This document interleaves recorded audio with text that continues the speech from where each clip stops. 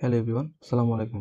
তো আগের ভিডিওতে ক্লাস 9-10 এর কেমিস্ট্রি বইয়ের প্রথম অধ্যায়ের কিছু তথ্য দিয়েছিলাম। এই ভিডিওতে আমরা আরও কিছু তথ্য অ্যাড করব। তো তারই ধারাবাহিকতা আছে স্যার। তো আমরা আসি খাবারের পানিতে, পানি ছাড়াও খাবারের পানিতে পানি ছাড়াও ক্যালসিয়াম, ম্যাগনেসিয়াম, ম্যাগনেসিয়াম ইত্যাদি ধাতুর লবণ থাকে। ইত্যাদি ধাতুর লবণ থাকে খাবারের পানিতে। কাগজ, কাগজে প্রচুর পরিমাণে সেলুলোজ থাকে। আর এই সেলুলোজ পাওয়া যায় বাঁশ থেকে সবচেয়ে বেশি। বাঁশে সবচেয়ে বেশি সেলুলোজ থাকে। 8, ভারী ধাতু। কয়েকটা ভারী ধাতুর নাম তোমাদের মুখস্থ করতে হবে। সেই ভারী ধাতু হলো mercury Hg, lead Pb, arsenic As, cobalt Co, copper Cu, tin Sn।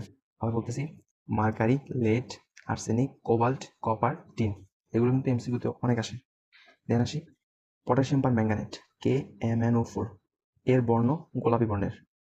গোলাপি বর্ণের, এর বর্ণ গোলাপি বর্ণের। এক বায়ুমণ্ডলের চাপে বরফের গলনাঙ্ক, এক বায়ুমণ্ডলীয় চাপে বরফের গলনাঙ্ক 0 ডিগ্রি সেলসিয়াস। 1 বায়ুমণ্ডলীয় চাপে পানির স্ফুটনাঙ্ক 100 ডিগ্রি সেলসিয়াস। স্ফুটনাঙ্কের বিপরীত প্রক্রিয়ার নাম ঘনীভবন। স্ফুটনাঙ্কের বিপরীত প্রক্রিয়ার নাম ঘনীভবন।